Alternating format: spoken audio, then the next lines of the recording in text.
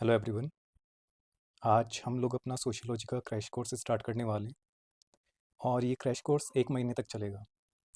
इसमें जितना ज़्यादा हो सकेगा हम लोग उतने टॉपिक कवर करने की कोशिश करेंगे ताकि आपका रिवीजन बहुत इजी हो जाए। एंड ये जितनी वीडियोस हैं ये यूट्यूब पर अवेलेबल रहेंगी आपकी। इसमें जो हम पढ़ेंगे वो एक स्टोरी फॉर्मेट में पढ़ेंगे ताकि आप स्टोरी को याद रख सकें, उसी के बेसिस पर आपको कॉन्सेप्ट याद आ जाएंगे। एंड लास्ट में आपको ग्रुप में शॉर्ट नोट्स प्रोवाइड कर दिए जाएंगे उसी चीज़ के। Remember this that this is a crash course, not a comprehensive one. So हम लोग सिर्फ इम्पॉर्टेंट एस्पेक्ट्स कवर करेंगे कॉन्सेप्ट्स के। And before mains we will going to cover 100+ PYQs of sociology, क्योंकि हमें पता है कि मेंस में PYQs से ही क्वेश्चन बन के आते हैं, same to same. Around 70 to 80% paper repeat होता है। Okay, and sorry for not being active in this group. Will update the group as soon as possible. ठीक है, चलो आज स्टार्ट करते हैं हम लोग सोशियोलॉजिकल इमेजिनेशन से, जो कि C.W. मिल्स ने दिया था ये वाला कॉन्सेप्ट। ये एक अमेरिकन सोशियोलॉजिस्ट है। सोशियोलॉजिकल इमेजिनेशन को हम कह सकते हैं एक जादू का चश्मा। ये एक जादू का चश्मा है। जैसे हम इसे पहनते हैं तो हमारा देखने का पर्सपेक्टिव बदल जाता है। जादू का चश्मा कैसे? अब ये एक जादू का चश्मा कैसे है, देखो। जैसे ही तुम इसे पहनोगे तो तुम्हें पता चलेगा कि जो पर्सनल ट्रबल्स हैं वो एक्चुअली में तुम्हारी वजह से नहीं है।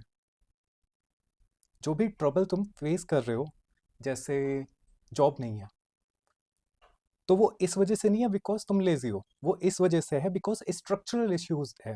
रिसेशन चल रहा है, जॉब्स इतनी नहीं है जितने बंदे ग्रेजुएट हो रहे हैं, तो ये एक स्ट्रक्चरल इशू है। तो जैसे ही तुम ये वाला जादू का चश्मा लगाओगे सोशियोलॉजिकल इमेजिनेशन का, तुम्हें समझ आया जाएगा कि तुम्हारे पर्सनल ट्रबल पर्सनल नहीं है, बल्कि वो एक स्ट्रक्चरल इशू है, सोसाइटल इशू है। तुम अपने आप को ब्लेम कर रहे हो और उसके लिए। चलो अब हम आगे एग्जाम्पल के थ्रू समझते हैं इसे। तुम्हें पता है इंडिया में सबसे ज़्यादा सोशियोलॉजिकल इमेजिनेशन की कमी इंडियन पेरेंट्स में होती है। अगर तुम्हारे पेट में दर्द हो रहा है तो मम्मी आपको कहेगी कि फ़ोन कम चलाओ। अगर जॉब नहीं मिल रही है पापा कहेंगे सुबह जल्दी उठा करो। कोई कोरिलेशन है इसका?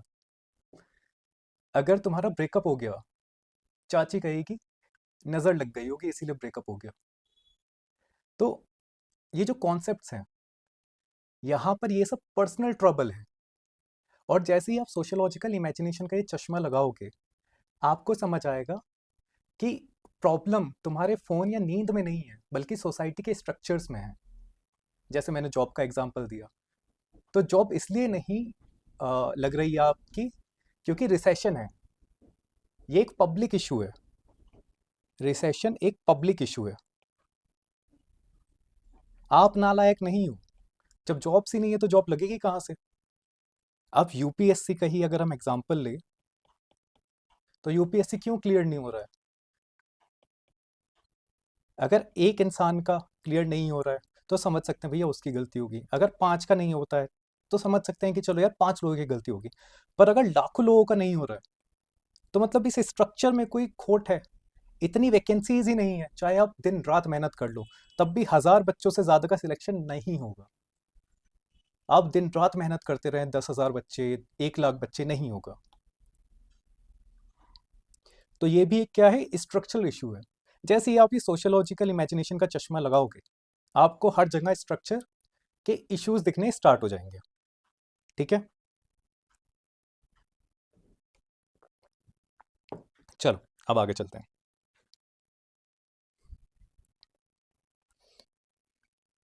हाँ, तो ये तो हो गया एग्जाम्पल। जो यूपीएससी वाला हो गया, रिसेशन वाला हो गया। हमारा एक रिसेशन कवर हो गया एग्जाम्पल में, एक यूपीएससी वाला कवर हो गया। चलो अब दूसरा एग्जाम्पल्स देखते हैं हम लोग। अनएम्प्लॉयमेंट की बात कर रहे हैं, बेरोजगारी। और एकलव्य सिंड्रोम।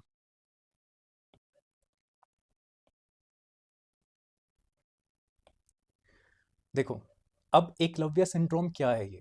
तो इसकी कहानी है, ठीक है? महाभारत याद है? उसमें एक एकलव्य था। अब वो एक आर्चर था, बेस्ट आर्चर। इंडिविजुअल लेवल पर वो परफेक्ट था, हार्ड वर्किंग था, स्किल्ड था, टैलेंटेड था। लेकिन फिर भी क्या वो कभी अर्जुन से जीत पाया? द आंसर इज नहीं। क्वेश्चन उठता है क्यों? क्या वो निकम्मा था? क्या उसमें कम टैलेंट था? क्या उसके पास गुरु नहीं थे, इसीलिए क्या वो अर्जुन से नहीं जीत पाया क्योंकि अर्जुन के पास गुरु थे? नहीं, ये सब है पर्सनल ट्रबल। वो पर्सनल ट्रबल की वजह से नहीं हारा। वो हारा क्यों? स्ट्रक्चर, क्योंकि स्ट्रक्चर उसके खिलाफ था। स्ट्रक्चरल इशू था। क्या स्ट्रक्चरल इशू था? Caste, class. इन्हें शिक्षा का अधिकार नहीं था। गुरु द्रोणाचार्य ने क्या मांग लिया था? उसका अंगूठा मांग लिया था। तो एकलव्य अर्जुन को कभी इसलिए नहीं हरा पाया क्योंकि स्ट्रक्चरल इशू था सोसाइटी में। ये चीज समझ आ रही है? तो इसी तरह से आप अगर अनएम्प्लॉयड हैं तो जरूरी नहीं है कि इसमें आपकी गलती हो। गलती इकोनॉमी की है। वो इतनी ज्यादा जॉब्स ही क्रिएट नहीं कर रही है कि हर किसी को जॉब मिल पाए। डिग्रियां लेकर यहाँ हर इंसान रोता है। गलती बंदे की नहीं, सिस्टम में ही कुछ लोचा है। ठीक है, चलो आगे चलते हैं। दूसरा एग्जाम्पल, दूसरा एग्जाम्पल है क्राइम का। इसे हम पुष्पा मूवी से रिलेट कर सकते हैं। देखो, पुष्पा को क्या चाहिए? पुष्पा को चाहिए थी रिस्पेक्ट, ठीक है? उसे चाहिए था पैसा। ये गोल है। तो एक थिंकर है मर्टन। मर्टन कहता है कि हर किसी के गोल्स होते हैं और उसे पाने का एक मीन्स होता है। कोई गोल है तो उसे पाने के तरीके भी होंगे। तो जो अच्छे घर से होते हैं, जिनकी एजुकेशन अच्छी होती है, वो जॉब इजीली कर सकते हैं। आईआईएम से पढ़े हुए हैं, इजीली जॉब मिल गई क्योंकि घर भी अच्छा था, घर वाले ने इतनी फीस दे पाए। तो वो तो करते हैं क्या, लेजिटिमेट तरीके से क्या करते हैं? वो लोग अपनी पढ़ाई वढ़ाई पूरी करते हैं, पूरी मेहनत करके उसके बाद नौकरी करते हैं। बट पुष्पा के भी यही गोल्स हैं, रिस्पेक्ट चाहिए और पैसा चाहिए। वो कैसे अचीव करे? उसके पास लेजिटिमेट मीन्स नहीं है क्योंकि ना तो पुष्पा की एजुकेशन पूरी हुई, ना ही ऐसा कोई फैमिली बैकग्राउंड था, तो मीन्स ब्लॉक थे। तो इसके लिए पुष्पा ने क्या किया? क्राइम करना स्टार्ट कर दिया। तो जब हम क्राइम की बात करते हैं तो crime is nothing but a shortcut, illegitimate तरीका, but a shortcut to achieve the American dream.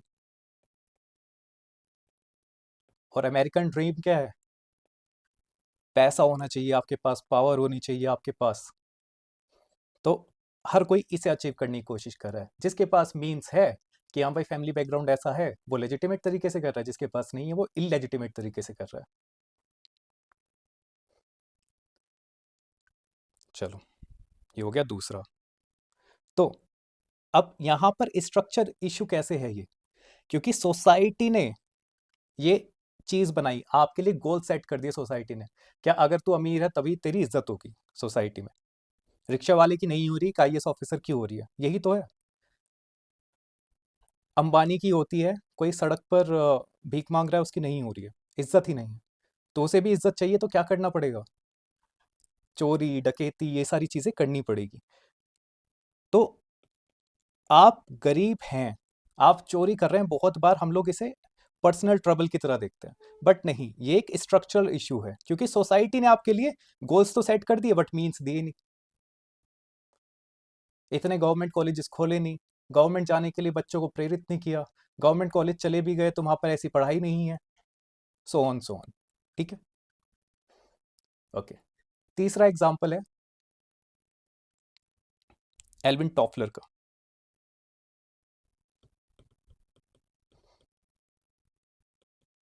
Divorce. तो डाइवोर्स का क्या एग्जाम्पल है? चलो देखो, पहले ज़माने में क्या होता था कि पहले ज़माने में शादियाँ क्यों टिकती थी? क्योंकि रेफरी सिस्टम होता था पहले ज़माने पर। मतलब दादा दादी, नाना नानी, ये सब होते थे। जॉइंट फैमिलीज थी। इसका क्या मतलब हुआ कि जब भी पति पत्नी में लड़ाई हुई, उधर से दादा ने बोल दिया, ओए चुप कर, बहू सही कह रही है। तो जो दूरियां बनती थी या दरारें आ जाती थी रिश्ते में, कि चल जाके उससे बात कर बहू से, वो भर जाती थी। अब आजकल क्या हो रहा है, न्यूक्लियर फैमिलीज हो रही है। पहले क्या होती थी, जॉइंट फैमिलीज। ये भी तो स्ट्रक्चर है, जॉइंट फैमिलीज होती थी, लेस डाइवोर्स। आज क्या है, न्यूक्लियर फैमिलीज होने लगी है, छोटी फैमिलीज। यहाँ हो रहा है ज्यादा डाइवोर्स। क्यों हो रहे हैं ऐसे ज्यादा डाइवोर्स? क्योंकि देखो, अब न्यूक्लियर फैमिलीज में भी हस्बैंड नोएडा में जॉब कर रहा है और वाइफ गुड़गांव में जॉब कर रही है। दोनों के बीच लड़ाई हुई, ब्लॉक कर दिया एक दूसरे को। इससे क्या हुआ, ब्लॉक हो गया, बातचीत खत्म हो गई एक तरह से बीच में। और अब इस रिश्ते को सुधरने में काफी टाइम लगेगा। कई बार ये रिश्ते सुधरते ही नहीं है क्योंकि दूर हो गए हैं। दूसरी चीज, डेथ ऑफ परमानेंस। ये कौन कह रहा है आपको? ये आपको एल्विन टॉफलर कह रहा है। इसका क्या मतलब हुआ? आजकल हम जैसे रेंट पर गाड़ियां ले लेते हैं। हमें गाड़ी चाहिए, रेंट पर ले ली, ओला उबर कर लिया। हमें एक जगह का खाना पसंद नहीं आया, हम दूसरे रेस्टोरेंट में जाके खाने लगे। हमें एक जगह नौकरी पसंद नहीं आई, हम दूसरी जगह जाके नौकरी करने लगे। तो ये क्या है, डेथ ऑफ परमानेंस। कि जैसे पहले फार्मर होता था, उसे किसानी करनी है, वो पूरी जिंदगी किसानी ही करेगा। उसे घर पर आके ही खाना खाना है, वो बाहर खाना नहीं खाता। तो कुछ परमानेंट चीजें थी इंसान की लाइफ में, अब है ही नहीं ऐसी कोई परमानेंट चीजें। तो ये क्या है, ये स्ट्रक्चर का चेंज, ये सोसाइटी का चेंज दिखा रहा है आपके, कि पूरी सोसाइटी के स्ट्रक्चर में चेंज आ गया है। और क्योंकि सोसाइटी के स्ट्रक्चर में चेंज आ गया है, इसलिए हमारे पर्सनल लेवल पर भी चेंजेस देखने को हमें दिखाई दे रहे हैं। जॉइंट फैमिली थी, एक ग्लू होता था जिसके थ्रू लोग चिपके रहते थे। न्यूक्लियर फैमिलीज हो गई है, तो डाइवोर्स ज्यादा बढ़ रहे हैं। क्यों बढ़ रहे हैं? क्योंकि डेथ ऑफ परमानेंस हो गई है। अब इंसान क्या सोचे, जब हम हर चीज चेंज कर सकते हैं, हम अपना हस्बैंड भी चेंज कर सकते हैं, हम अपनी गर्लफ्रेंड और बॉयफ्रेंड भी चेंज कर सकते हैं। सिर्फ एक राइट स्वाइप और लेफ्ट स्वाइप की तो बात है। पहले रिश्ते निभाए जाते थे मरते दम तक, अब रिश्ते स्वाइप लेफ्ट हो जाते हैं अगले मौसम तक। बस। चलो, तो यहां पर हमें देखने को मिल रहा है कि स्ट्रक्चरल चेंजेस की वजह से पर्सनल चेंजेस आ रहे हैं लाइफ में। नेक्स्ट क्वेश्चन, नेक्स्ट एग्जांपल अगर हम देखना चाहें, तो वो सुसाइड का हो सकता है। डरखाइम कहता है कि सुसाइड इंसान इसलिए नहीं करता क्योंकि वो अंदर से परेशान है। सुसाइड की जो मेन वजह होती है, वो होती है कि इंटीग्रेशन खत्म हो गया है। अब इस चौथे एग्जाम्पल को हम डरखाइम में ही पढ़ेंगे। तो सुसाइड को उसने कहा है इंटीग्रेशन के इनवर्सली प्रोपोर्शनल। ये क्या है, ये हम डरखाइम में डायरेक्टली पढ़ेंगे। तो अब वापस से आते हैं हम लोग सोशियोलॉजिकल इमेजिनेशन पर।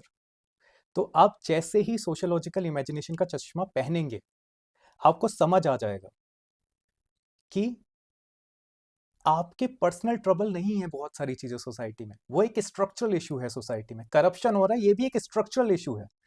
कोई इंसान इतना ज्यादा करप्ट, मतलब इतना ज्यादा लालची है कि वो करप्शन कर रहा है। नहीं, सोसाइटी उसे मजबूर कर रही है करप्शन करने के लिए। अरे सरकारी नौकरी ले ली, करप्शन नहीं कर रहे भाई, क्या ही कमा रहे हो आप, बेकार, बेकार ही हो फिर तो तुम तो। सोसाइटी मजबूर करती है आपको बहुत सारे काम करने के लिए। और ये आपको कब पता चलता है? जब आप सोशियोलॉजिकल इमेजिनेशन का चश्मा पहनते हैं। किसका? CW मिल्स का। That's it. तो अगली बार अगर किसी गरीब को क्राइम करते हुए देखो, या किसी दोस्त को डिप्रेस देखो, तो उन्हें जज मत करना। अपने सोशियोलॉजिकल इमेजिनेशन का चश्मा पहनना और कहना कि ये पौधा या प्लांट खराब नहीं है, जिस मिट्टी में ये उगा है उस मिट्टी में ही जहर है। जैसे गांधी जी कहते थे, इंसान से नफरत मत करना, उसके गलत काम से करो। काम बुरा है, इंसान नहीं। मिट्टी बुरी है जो इस तरह का पौधा उग गया, वरना सीड तो अच्छा ही डाला था। अब आपको फिलोसफी समझ आ रही है तो ये वाली लाइन समझ आ गई होगी कि मिट्टी बुरी है, पौधा बुरा नहीं था कभी। जिस जैसी जगह पर आप रहोगे, आप वैसे ही बनते चले जाते हो। तो वो सोसाइटी का इन्फ्लुएंस होता है, वो आपके खुद के पर्सनल ट्रबल नहीं है, याद रखना। चलो, बस इतना ही था आज के लिए। सोशियोलॉजिकल इमेजिनेशन हमारा टॉपिक खत्म। इसके ये नोट्स हैं कि सोशियोलॉजिकल इमेजिनेशन होती क्या है, structural issue behind personal trouble. C.W. Mills ने दिया था। पर्सनल ट्रबल, एक इंसान का ट्रबल हम कह सकते हैं पर्सनल ट्रबल, बट वो जब मास मास का ट्रबल बन जाता है तो वो एक पब्लिक इश्यू होता है। इकोनॉमिक स्ट्रक्चर में खराबी है, अनएम्प्लॉयमेंट का एग्जांपल। अनएम्प्लॉयमेंट क्यों है? जॉबलेस और पॉलिसी फेलियर की वजह से। मर्टन ने क्या कहा था? गोल्स अगर सेम है हर किसी के, पैसा कमाना है, पावर चाहिए, और लीगल मीन्स अनइक्वल है, तो ये सोसाइटल इशू है। सोशियोलॉजिकल इमेजिनेशन से देखोगे तो इसीलिए क्राइम होते हैं, इसीलिए ही क्राइम हो रहा है।